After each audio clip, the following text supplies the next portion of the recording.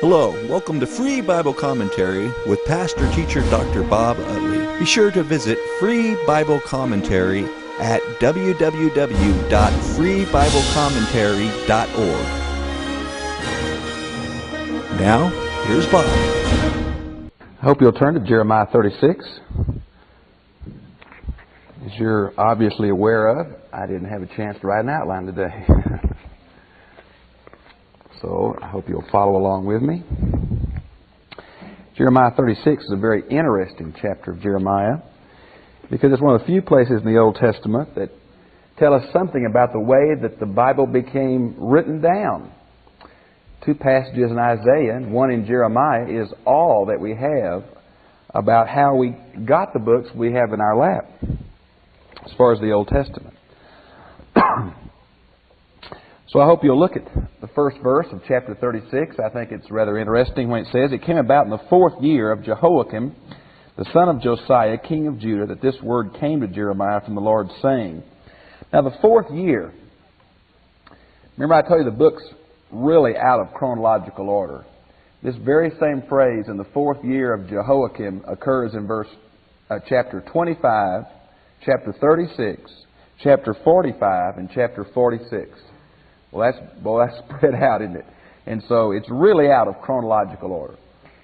The 4th year of Jehoiakim would have been 605, 604 BC.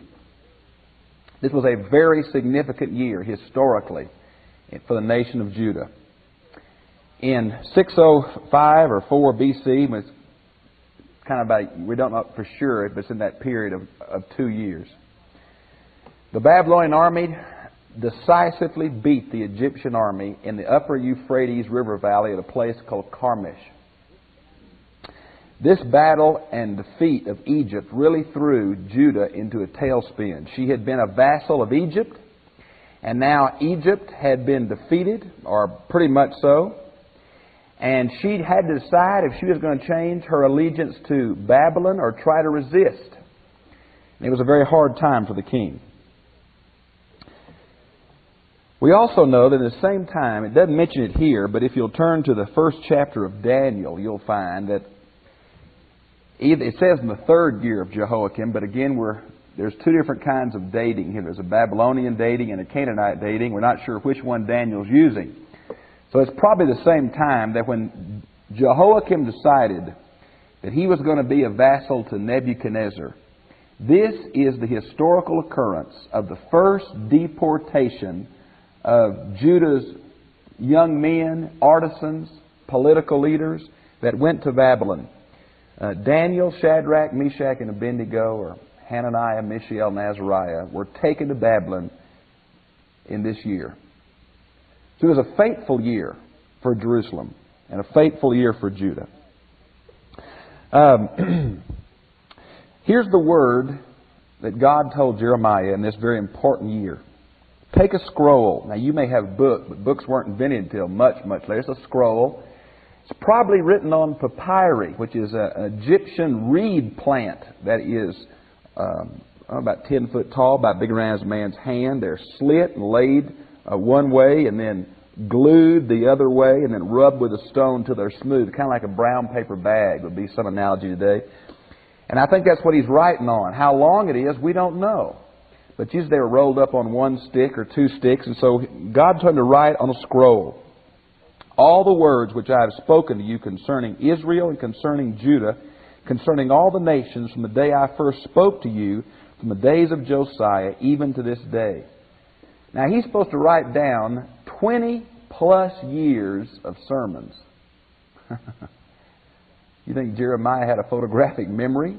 You think God dictated it to him? I don't know how he did it, but 20 years of sermons from his call to the ministry during Josiah's day till 605 BC is some 22, 23 years, depending on how you add it up.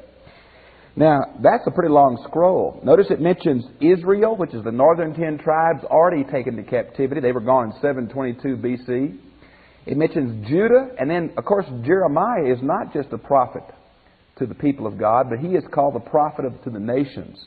And it's mentioned here to all the nations. So apparently Jeremiah went through and dictated to this scribe, Baruch, all of his sermons over this 20-year period.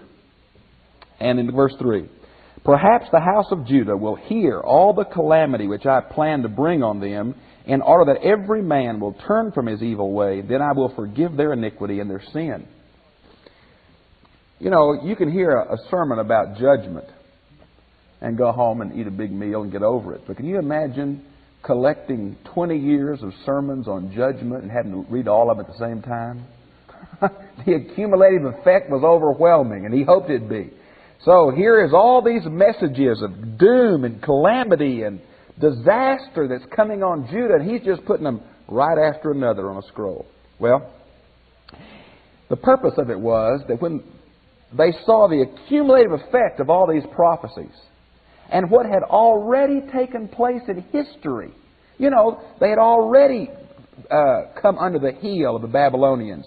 He was hoping that when they heard years ago what he had said about Babylon, the enemy from the north, and what was happening in their own day, surely they would listen to God. Here is the way he put it, that every man might turn from his evil way. Remember, Jeremiah is the Old Testament book that emphasizes individual response to God. If I could summarize the message of Jeremiah, it's more how your heart feels than what your hands do as far as ritual. And the other side of his message would be, it's not what you say, it's how you live. And so it's an individual thing, but it's corporate also, the whole nation. Then I will forgive their iniquity and their sin. This is the word forgive that is only used in the Old Testament for God's forgiveness of man. It's never used any other way. It's a very special kind of forgiveness and favor. Verse 4. Then Jeremiah called Baruch, and Baruch wrote at the dictation of Jeremiah all the words of the Lord. Notice it's not Jeremiah's words. It's called the words of the Lord, which he had spoken to him on a scroll. And Jeremiah commanded Baruch, saying, I am restricted and cannot go to the house of the Lord. Now, what do you have there in the different translations on verse 5 for I am restricted? Prisoner, what translation is that? Living Bible, okay? Shut up, what is that one? King James. Somebody else. Debarred. And what's that one, Charles? Revised Standard. Well, I'm going to disagree with all of them, I guess. This is a word that can mean shut up. It can mean debarred. It's even used to being imprisoned many times in the Old Testament. But we know Jeremiah's not in prison because he's going to run away later and hide. So he can't be in prison like he was several times in the house of the guard. The word here can be translated that way, imprisoned or shut up, and maybe it was kind of an official ban. Maybe after all that trouble he caused that temple sermon in chapter 7 and 26, maybe that people said, just don't come back here anymore. You just stay out of here. You know, kind of an unofficial excommunication from the temple area. But I really think the root of this word is the word taboo, religious taboo. It often means ceremonial defilement. And I think a much better translation is, Jeremiah says, I can't go to the temple right now because I'm unclean for some reason. Now, what he had done to be unclean, I don't know. But he had somehow violated Israel's ceremonial purity, and at that particular time, he could not go into the temple court. Now, that's what I think it is, more than imprisoned. Okay? So you go and read from the scroll which I have written at my dictation the words of the Lord to the people in the Lord's house on a fast day. And you shall read them to all the people of Judah who come from their cities. Now, let's skip down to verse 9. How many fast days are there that are required in the Old Testament? Let me put it in Moses, Deuteronomy, that legislation.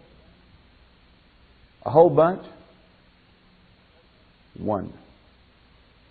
Day of Atonement, Leviticus 16. Only fast day in the Old Testament. But it came to be that on particular times of national disaster or problems, they would call special fast days. There's even in the Talmud a list that if it doesn't rain by December 1st, there's to be an official fast day for rain. Well, it seems like that Jeremiah was waiting for one of his official fast days. The reason why I don't think it's the Day of Atonement In verse 6, it's the wrong time of the year. It's the wrong date. That's what happens in verse 9, comparing 9 and 6. And it came about in the 5th year of Jehoiakim, that's the next year, all right, the 4th to the 5th, possibly a whole year, but maybe less than that, the son of Josiah, king of Judah, in the 9th month, all the people in Jerusalem and all the people who came in from the cities of Judah to Jerusalem proclaimed a fast before the Lord. Now, a little later, we're going to know that it's winter time because the king is sitting in his winter palace with a censer burning. Okay, so it's winter. Now, that's the wrong time of year for the Day of Atonement. Also, it's very interesting in verse 9. This is the first occurrence of the Babylonian calendar in the Old Testament. The reason you know that is, if it's the 9th month and it's winter, we're somehow marking the months from the new time in the spring instead of the old time in the fall. So, very subtly, after that first deportation, Daniel is on Babylonian calendar. Jeremiah is now. And the way you know it is when it says the 9th month instead of listing the month's name. In the 9th month, it's winter time. We're starting the date from the spring. Okay? Now, so it'd be 604 BC. And the fast, the reason they want to have it on a fast day, why would they want a message like this on a fast day? Well, if you were going to preach a patriotic sermon, what Sunday would be best? Okay. People are all geared up for that, right? Well, a fast is a time of contrition and repentance. That's why they're fasting, is to get God to do something. So obviously the best time to read this petition of judgments on a fast day to kind of get in with the spirit of the thing and try to get these folks to heed God's call to repentance. Okay? Now, verse 10. Baruch read from the book, scroll, the words of Jeremiah in the house of the Lord in the chamber. Now this guy, I don't know how to pronounce these things. Gamira, I guess, son of Shaphan, the scribe. Now this man, Shaphan, is the Secretary of State of Josiah, a very godly man. We learn that from 2 Kings 22:3.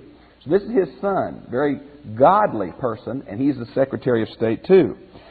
In the upper court, at the entry of the new gate of the Lord's house to all the people. Now, we don't know much about Solomon's temple. We don't know where the new gate is. We're not sure what the upper court is. So nobody has a floor plan of Solomon's temple. We've got Ezekiel's temple pretty well laid out. We know Herod's temple from history.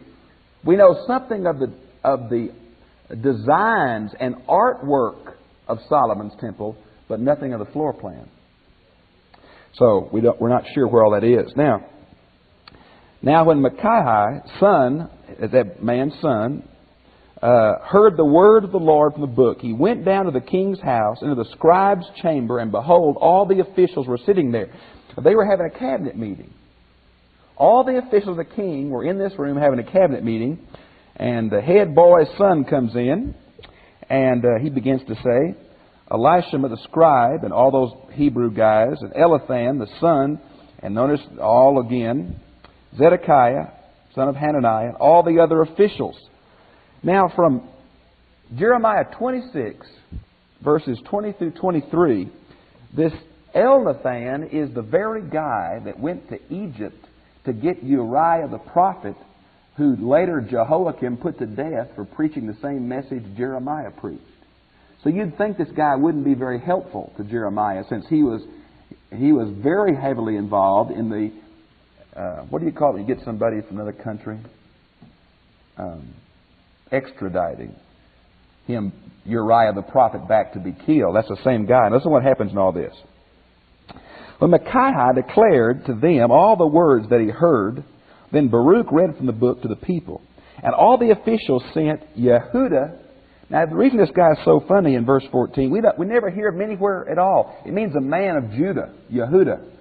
And but look at his parentage. It's mentioned to the 3rd generation. That's very unusual in the Old Testament. This guy must have been very outstanding for some reason in his day. He might have been a black man, because his last ancestor, listen, is Cushi. We just don't know any more about him there. But anyway, it's unusual. And then it says, take in your hand the scroll from which you have read to the people and come. So Baruch took the scroll in his hand and went to them. And they said to him, sit down, please, and read it to us. Now, does that sound funny to you? They are really being nice to Baruch. I wonder why. A lot of theories. Maybe he was of royal blood. I really think most of these men who seem to be high leaders are sons of leaders under Josiah, who was a godly king, were probably still very favorable to Jeremiah. You know, the things that Jeremiah had been saying for 20 years plus were now coming to happen word for word. And I think these guys' eyes were opening now if they haven't been before. And they're very cordial, this man. They say, Baruch, it's good to have you. Will you come in and sit down, please? Would you mind reading this from the book that you read? That's quite a change in the way Jeremiah and his friends have been treated. So, it's either respect for Baruch or respect for Jeremiah. Then it says, and now it came about when they heard all the words, they turned in fear to one another and said to Baruch, we will surely report all these words to the king. And they asked Baruch, saying, tell us, please. You get that? Please tell us. How did you write these words? Was it at his dictation? Now, who do you think the his is? Jeremiah. They want to make sure it wasn't Baruch's message. They're asking now, did you make this up mostly yourself, or did Jeremiah tell you word for word? Is this his outline in your words, or is this Jeremiah word for word? And Baruch says, it's Jeremiah word for word. Okay. Then Baruch said to them, he dictated all these words to me, and I wrote them in ink on a book, scroll. Now, this is the only place that I know of in the Old Testament the word ink is used. Sounds funny, doesn't it? You'd think it was used all the time. What they would do for ink, they would get soot out of the lamps. They call it lamp black, I think, don't they? Something like that. Or they would smash charcoal and add a little water to it and make that real dark ink. And it would last for thousands of years, but it would wipe away with one wet sponge. Modern ink doesn't do that. You know why? Modern ink we add acid to that burns in the paper. But in that day, they could just wipe that papyrus off with a wet. If they didn't wipe it off with something wet, it stayed there for centuries. I think it's very important. These scrolls were really long. I think one of my studies in seminary, they said the scroll of Isaiah would have been 26 feet long. What they did, instead of just, not like your deal, Phil, where you wrote long ways, but they took that long thing like this with the papyrus running this way where it's easy to write on, right? And they would write little columns like that. Little bitty columns. And what they would do is roll up one end and roll out the other end as they did it. And so you have little columns all the way through, and we'll see that in a minute in this text. The official said to Baruch, go hide yourself, you and Jeremiah, and do not let anyone know where you are. Boy, they knew what was going to happen, didn't they? They're saying, look, there's going to be problems here. We got to tell the king. It's significant. But we don't think he's going to listen. You go hide yourself, you and Baruch both. Don't tell anybody where you are. Now see, back in chapter 26, 23 is when this Uriah was killed by him. Now the very guy who the king sent to extradite Uriah is in this meeting right now, Eliphan. He's a part of this right now. So he's really had a change of heart, seems like, doesn't he? Maybe he didn't know the king was going to kill that prophet. But anyway, he's going to be part of it. He said, now don't tell anybody. Don't tell us where you're going. We don't want to know. But you go hide yourself. Okay. So they went into the king in the court, but they had deposited the scroll in the chamber of Elishama, I guess, the scribe, who reported all the words for the king. They didn't take the letter to the king. They were afraid of it, so they left it in the temple in this scribe's room and just told the king what was in it, okay? And the king sent Yehudi, it's a good name, maybe that's where that came from, on your car, but I don't know, to get the scroll, and he took it out in the chamber. And Yehudi read it to the king as well as to all the officials who stood beside the king. And the king was sitting in his winter house. Do you have any other translation but that for winter house? That's much better. That's the Living Bible. They didn't have summer and winter palaces like we think, one in Florida and one up in Michigan or something. They had one house where certain rooms were ventilated for the summer, usually the second story rooms where the air could get in. They'd sleep on the roof. And in the lower part of the house, they had rooms that had no windows or few windows where they stayed in the wintertime. He's in the winterized part of his palace. Okay, that's where he is. The winterized part. In the 9th month, with a fire burning in the brazier before him. And it came about when Yehudi had read 3 or 4 columns. The king cut it with the scribe's knife and threw it into the fire that was in the brazier, until all the scroll was consumed in the fire which is in the brazier. Now, one of two things are happening here. Either the guy just read 3 or 4 of those little columns, and the king took the scroll, and the scribes always carried a little pocket knife, a pen knife, to sharpen their quills with for writing. Well, he took this knife and cut the scroll up and threw it in the fire without reading any more of it. Or because it seems a little ambiguous here, either he let him read 3 or 4 columns and he cut it off and threw 3 or 4 columns in the fire. Let him read 3 or 4 more columns, cut it off, threw that in the fire. I really think he didn't listen to the whole thing. I think he listened to the first 4 columns and burnt the whole thing. That's what I really think happened. And so he didn't want him to hear the message. It's a real sign of arrogance that the king of Judah, God's representative on earth, is burning God's message from Jeremiah, who the king knows this guy is right because everything he said has come to pass so far. But the king burns it. Now, some have said, well, he may have written on leather. Have you ever smelled burning leather?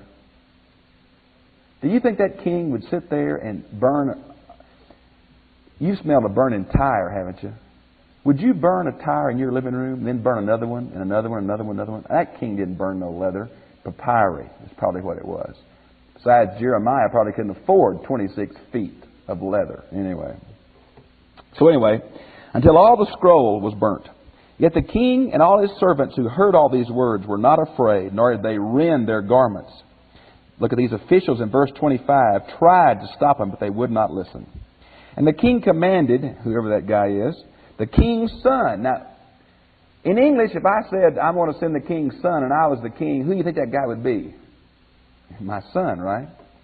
But this seems to be the official title of a policeman or a deputy that stayed close to the throne. Let me give you that references where it does not fit to be the king's son. In chapter 38, verse 6, this same thing is used of another person besides this guy mentioned here in verse 26.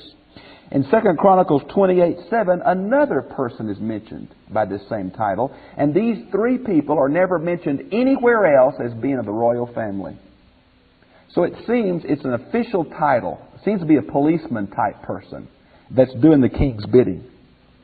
Notice the last part of verse 26, something very unusual, I think. But the Lord hid them. Now, they had to go hide, but the Lord made it effective. It's kind of like it's a real funny little place in Noah where it says, and Noah entered the ark, and God closed the door. Well, here, the Lord is the one that hid them. I think it's an unusual reference there. Now, before I get to what happened in verse 27 and following, what Jeremiah did, I want to digress just a little bit to mention to you and read you something of, this is an English translation of a cuneiform Babylonian tablet that was found that fits right in this chapter historically. You see, the 9th month, back in verse 9 where it says the 9th month, that is the very month that Ashkelon, the Philistine city that's 45 miles from Jerusalem on that coastal plain, was captured by Nebuchadnezzar II. Man, things were swiftly coming in around Jerusalem when Jeremiah penned these words about repent. Babylon is my instrument, repent. So the king knew what was happening. So let me read this to you. This is a translation from a cuneiform tablet. Now it's written by Babylonian scribes, not by Jewish scribes. In the 25th year of the king of Babylon stayed in his own country, while the crown prince Nebuchadnezzar, his eldest son, took personal command of his troops and marched to Carchemish. That's where They defeated the Egyptian army decisively, 605 BC, which lay on the bank of the river Euphrates. He crossed the river to go against the Egyptian army, which was situated in Carmish, and they fought with each other, and the Egyptian army withdrew before him. And he defeated them, smashing them out of existence. As for the remnant of the Egyptian army, which had escaped from the defeat so hastily that no weapon had touched them, the Babylonian army overtook and defeated them in the district of Hamath. And so not a single man escaped to his own country. At that time, Nebuchadnezzar conquered the whole land of Haiti. H-A-T-T-I. That's the name of the promised land, was known as. For 21 years, Nebuchadnezzar had been king of Babylon. On the 8th of Ab, he died. In the month of Elul, Nebuchadnezzar returned to Babylon. In the first day of the month of Elul, whatever it is, he sat on the royal throne in Babylon. In the Ascension year, Nebuchadnezzar went back again to Haiti land and marched victoriously through it until the month of Sebat. In the month of Sebat, he took heavy tribute of the Haiti land back to Babylon. In the month of Nisan, that's a different calendar, he took the hands of Baal and the son of Baal and celebrated the New Year festival. In the first year of Nebuchadnezzar, he mustered his army in the month of Sivan and went to Haiti land. He marched about victoriously in Haiti land until the months of Kislev. All the kings in Haiti land came before him, and he received their heavy tribute. And he marched to the city of Ashkelon and captured it in the months of Kislev. That Kislev is the 9th month.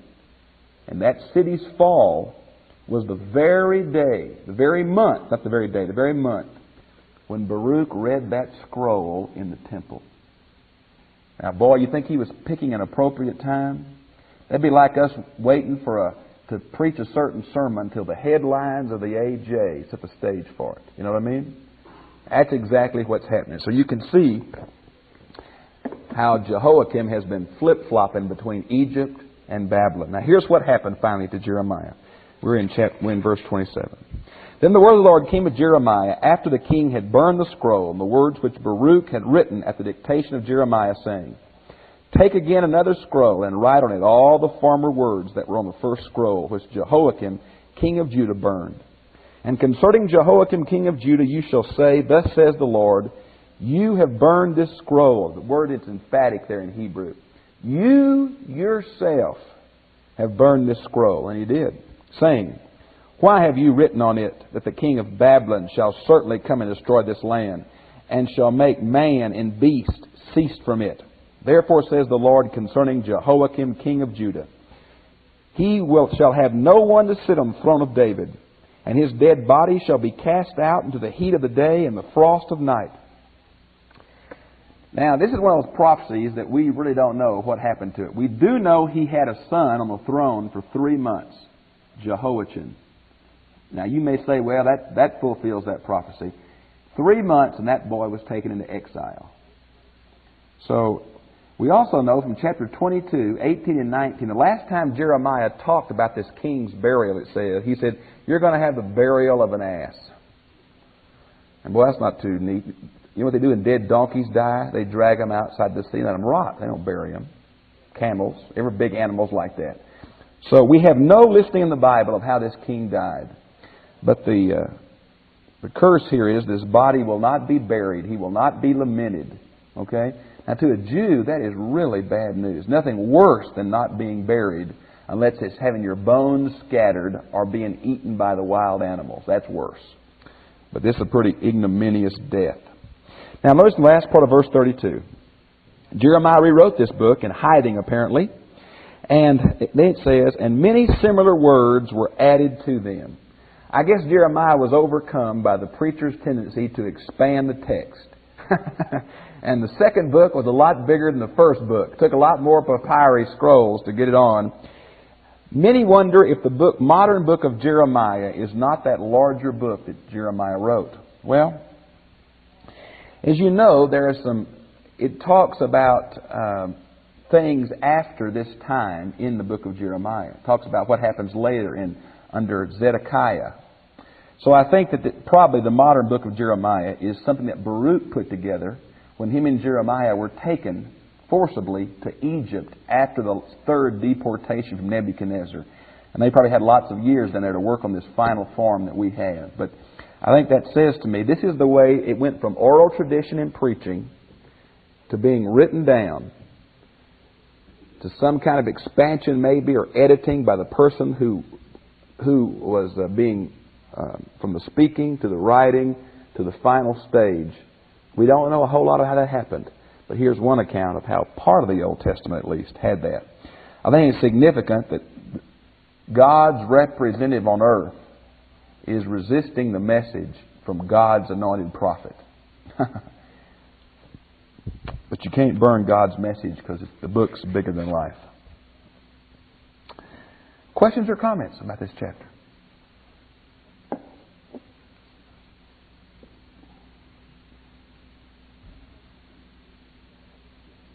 Why do you think something this historical was recorded for us?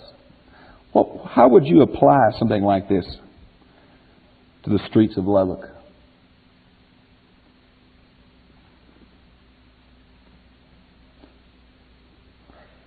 I want to say one thing to you. I want you to think hard about it.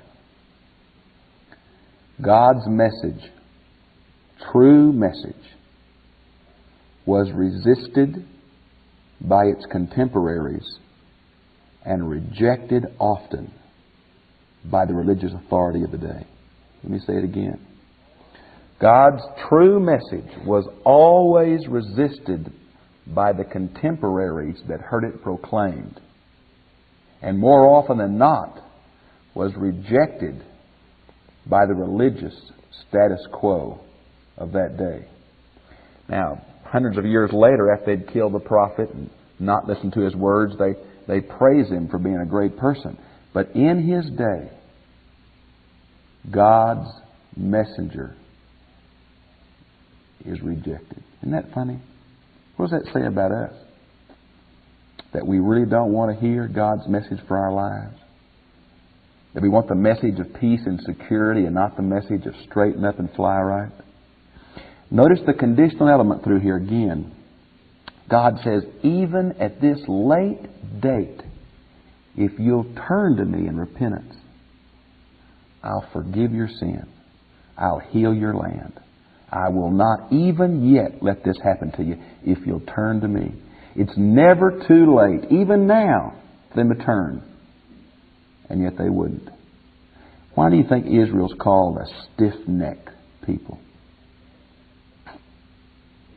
I think the same tendencies are true in our day.